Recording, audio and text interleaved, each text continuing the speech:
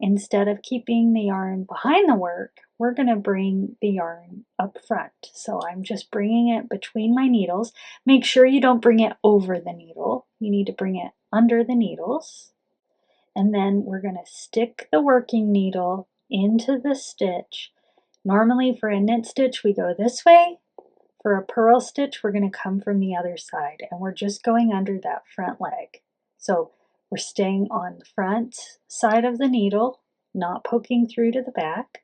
The yarn is in the front, and then we're going to wrap the yarn around the needle from top to bottom, and then pull it through behind the needle. Then when you set the stitch free, you're going to see you get this little purl bump.